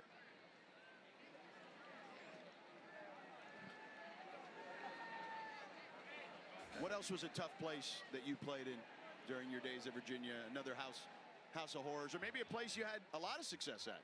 Here, Florida State. Oh, no way. I came here as a senior. This was a very challenging place. I mean, the environment is electric. It's everything that you want as a football player.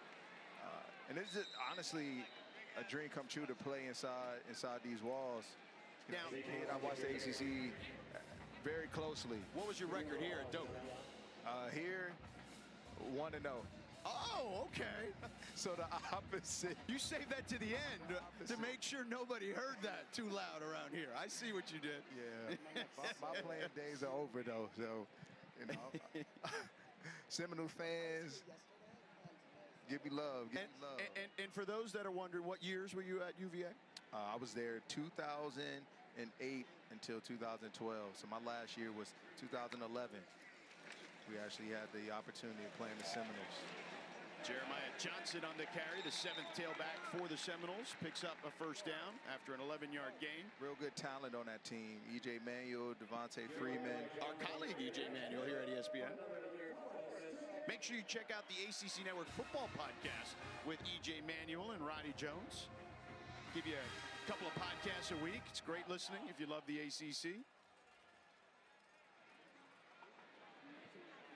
And of course, E.J., he's the mayor when he comes here. Yes. They were talking about him at the hotel. Yeah. They were asking about him.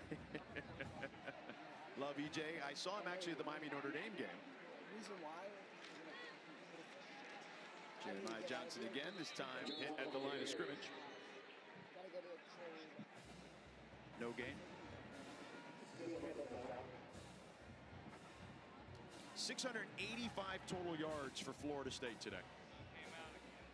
Man, there's not much you could say about that. Well, I mean, there's a whole lot, actually. But it is an impressive number that you don't see very often. That's for sure. You don't. And to see this team come off a big win last week and still come out here with the same level of intensity and toughness and focus says a lot about the mindset of this team, the coaching staff, and just in their eyes, it's a faithless opponent. It doesn't matter who we play. There's just a brand of football that we have to make sure that we play to. And Coach Norvell told us when you asked him about that Bama win last week, what's the message after such a big win? He said, quote, go respond. Everybody talks about responding to adversity, but how do you respond to success? Yes. And I would say the answer is a resounding yes, that they responded properly here today. They did. And I know a lot of it started throughout the week. The prep, the practice, the reps. You don't come out here and just show up this way. There was a lot of intentionality that was done throughout the week that set you up to have such a successful performance today. 4th down here upcoming. The Noles will keep the offense on the field. Look, it's easy if you're Florida State to get up for your rivals. Miami, Florida. You have a big win against Alabama. There's usually a letdown in some way, shape, or form for most teams. To show out like they did today, again, a testament to Mike Norvell and his staff. And these players, certainly. The whole program, to be honest with you. Screenplay here. And Florida State picks up the first down. That's Mallory who picks up the first down for the Noles. A 14-yard gain. And I always can tell the identity of a team by, when your second and third string guys are out, what does the sideline look like? And if you look down on that sideline, you see a lot of players pulling and rooting for the men that are on the field right now. And that says family to me. That says brotherhood. And you're going to win a lot of games if that continues. Florida State has 701 yards now. First time since November 4th, 2000 against Clemson. They won 54-7 in that game. Here's a run by Johnson. Picks up another first down. In that Clemson game, they had 771. Let's check in with Victoria. Guys, to talk about what Rodney just said, being down here, there's not been a single touchdown that has gone by to which these guys have not celebrated louder and louder for each of their brothers, which is really cool to see. You think with the 70-3 score, the next touchdown, all right. No, it's just as hyped for the last one. Yeah, I mean, listen, because new guys are getting in. I mean, we talked about earlier, Kevin Sperry, Javen Boggs, who else did we have? Usman Kroma. All those guys scored their first touchdowns of their career. So you got to be hyped for those guys, getting their first opportunities to get in the end zone. That's a cherished moment for sure. Rooting for each other's success. That's what it's about. That's when you see the true makeup of a team. It's not about I, it's about we. And we all play a role in this. Whether these guys throughout the week are scout team looks. I heard a lot of pressers last week about how the scout team was so impactful in the win. You don't hear that too often, how these players, these starters are acknowledging that, and they get it.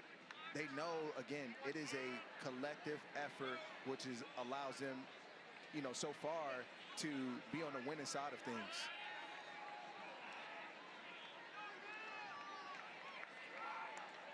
Yeah, man, it is one of those moments where these are the games where these reps to me become valuable down the road with these younger guys getting opportunities. This is the 2-minute timeout. All right, it's all of ESPN, all in one place. Go to support.espn.com to learn more. And the Knowles score another touchdown. Say Parks hits pay dirt. 13-yard run for Parks.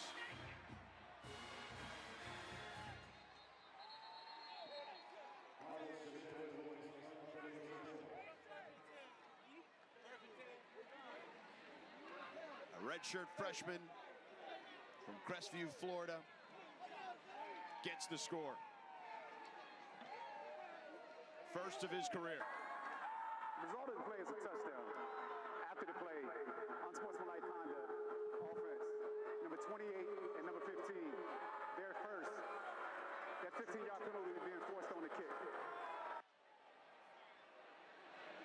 77.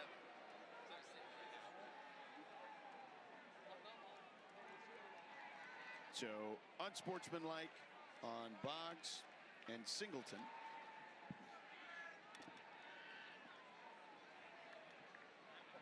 Bruno Royce for the extra point. The freshman kicker from Sarasota. The extra point is up and good, just barely. So they lead 77-3, do the Seminoles. That now equals FSU's largest win of all time, the one we referenced earlier in 1949 when they won 74-0 against Whitling Field in Milton, Florida, which is a naval base. I love to see a lot of these young men get rewarded today. You hear a lot of first-timers going on, first touchdown for quarterbacks, running backs. It's an amazing sight to see because I get it. You know, these young men put in a lot of work, and it's good that they're, again, able to benefit from that work that they put on here today. No question about it. These moments build character, and the reps are valuable, as we talked about. You never know when your opportunity will present itself. And here we are today, late in the fourth, and a guy like Parks, who before today you may have never thought that you would get in. And we saw Gus Malzahn and Mike Norvell congratulating each other. Those two, a 20-year bond, reunited here. Norvell, the head coach. Malzahn, the offensive coordinator. Says it's just a delight to have him here. Grateful to have him. And he said Gus is in his element. And he's certainly been in his bag, that's for sure. So the kickoff will be from the 20 because of the penalty. Gus has been locked in all day, and his players have supported him and backed him every chance that they've gotten. And this one goes into the end zone.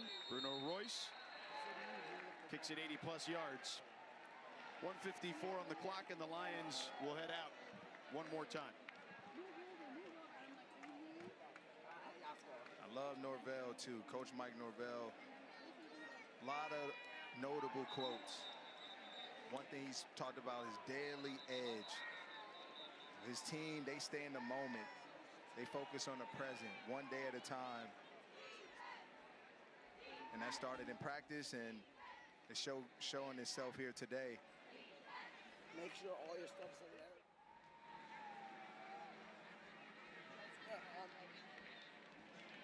Yeah, Coach Norvell has been through a lot here, building this program, rebuilding it. A couple of years ago, 10-3 with Jordan Travis. They had the undefeated regular season. Unfortunately missed the playoff as they get a sack there. Tylen Coleman. And, you know, people can check the receipts. At that time, I felt they should have been in the playoff because their defense was all world that year. Yes. And I tweeted it out at the time. You know, I said, look, I don't care they're playing with a backup quarterback. Crazy things can happen in a one-game scenario.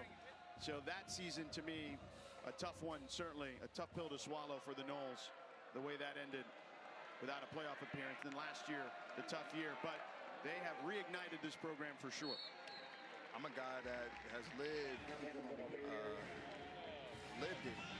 Literally winning a championship with a backup quarterback. So you never know what you're going to get, and you can't count anybody out. So that was a tough one when they, you know, were counted out that year outside of that top four.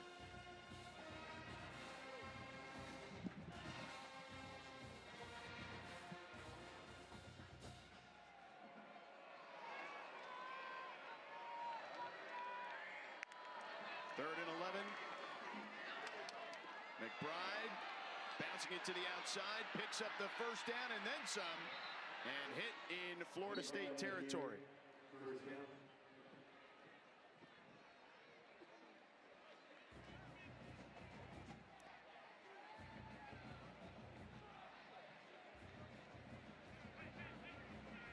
So time is ticking.